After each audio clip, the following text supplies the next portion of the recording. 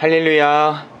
오늘도 온라인 새벽기도에 나오신 여러분을 진심으로 축복하고 사랑합니다. 코로나의 위기가 우리 앞에 있지만 주님께서 우리와 함께 하시기 때문에 우리는 두렵지 않습니다. 오늘도 말씀의 자리에서 굳은 믿음을 가지고 힘있게 일어서기를 원합니다. 주님께서 가르쳐 주신 주기도로 하나님께 나아갑니다.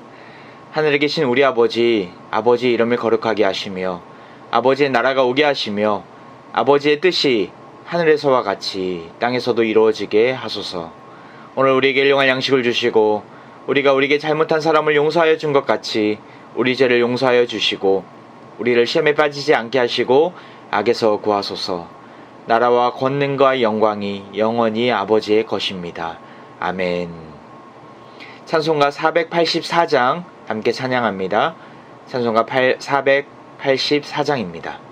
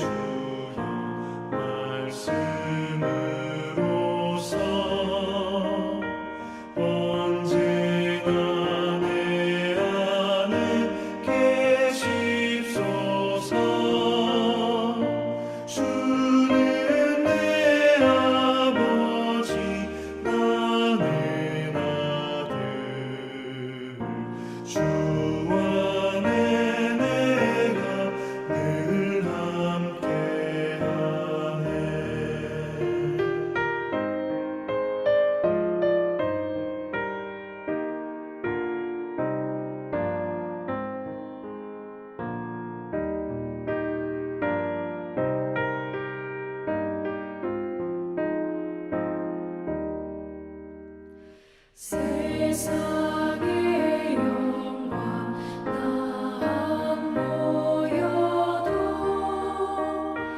언제나 주님은 나의 기여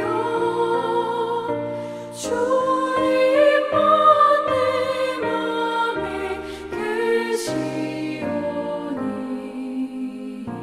영원한 주님 참 귀하셔라.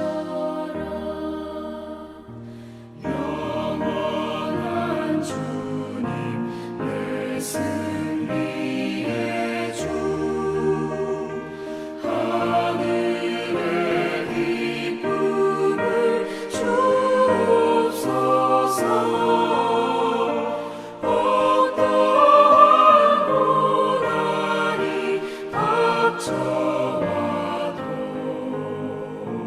만유의 주여 소망 되소서. 아멘.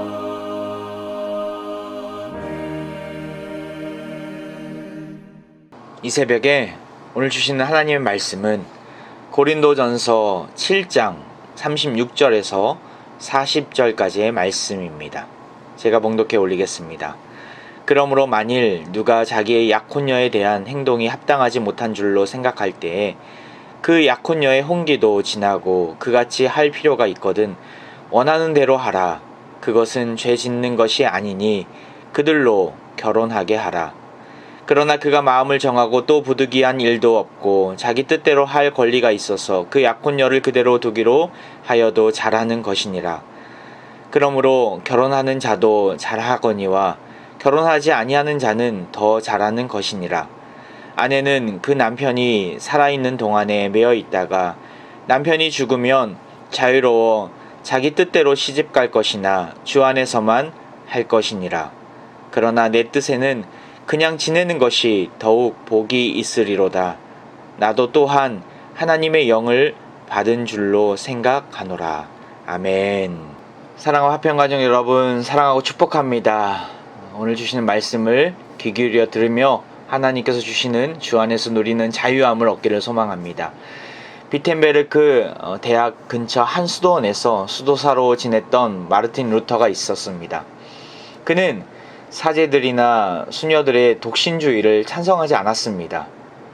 종교개혁가였던 루터는 줄곧 그들의 결혼을 허용해야 한다라고 주장했지만 정작 자신은 평생 독신으로 살 생각을 하고 있었습니다.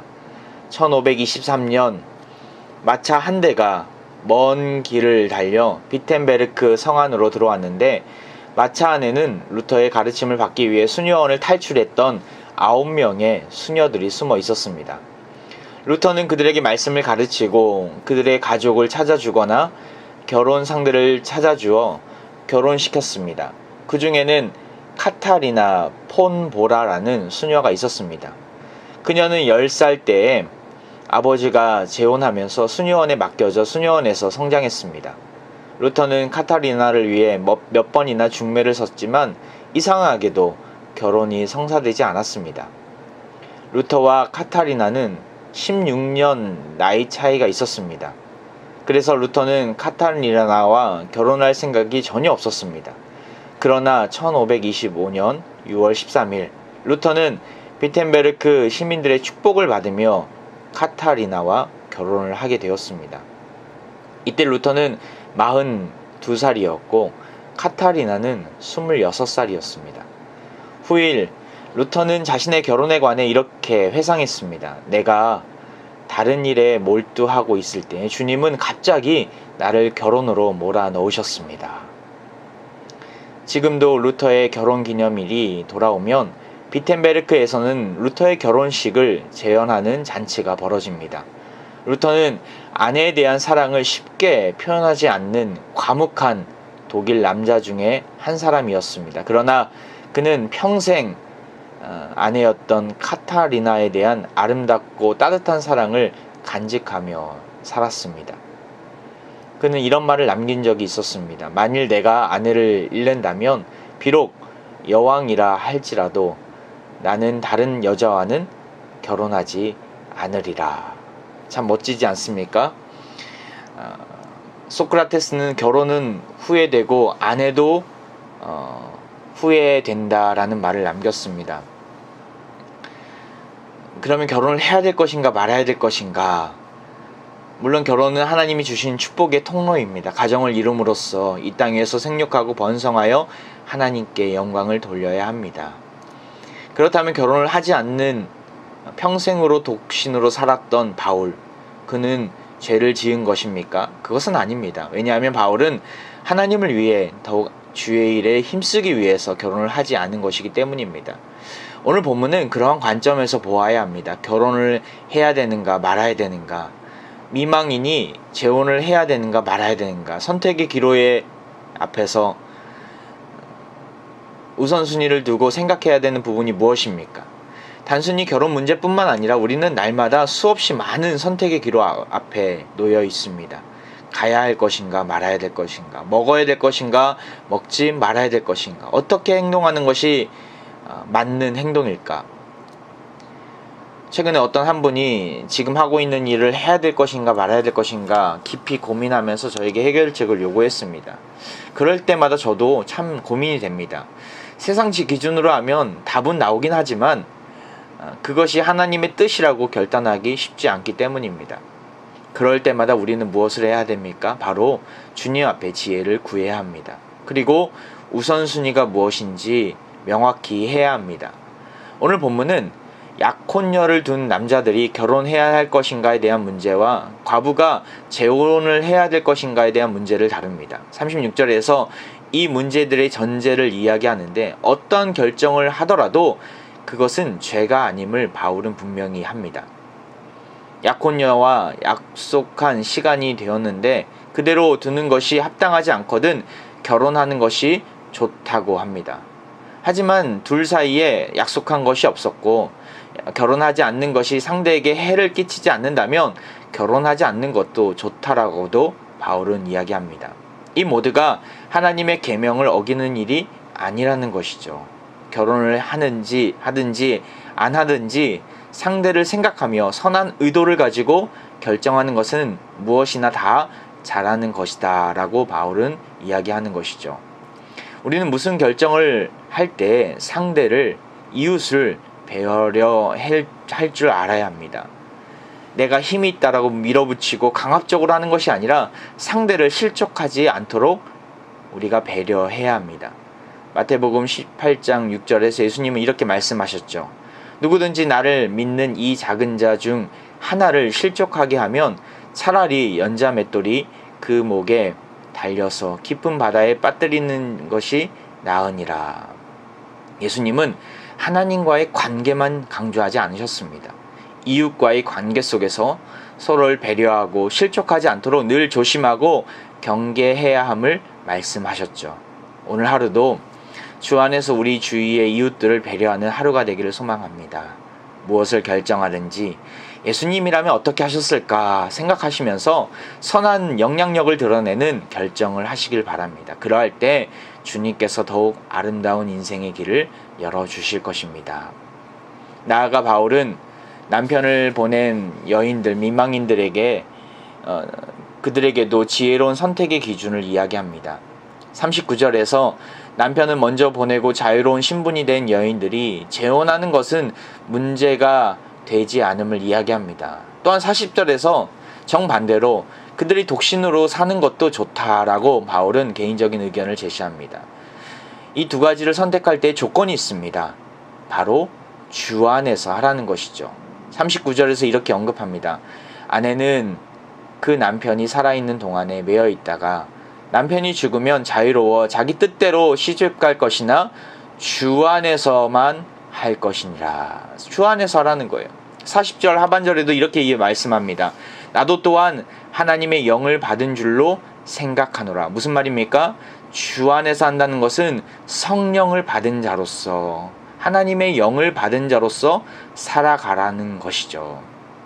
성령님은 지혜와 계시의 영입니다. 우리가 주 안에 있으면, 성령 충만함을 누리고 있으면 우리가 어떠한 결정을 하더라도 우리는 바르게 선택하는 것입니다.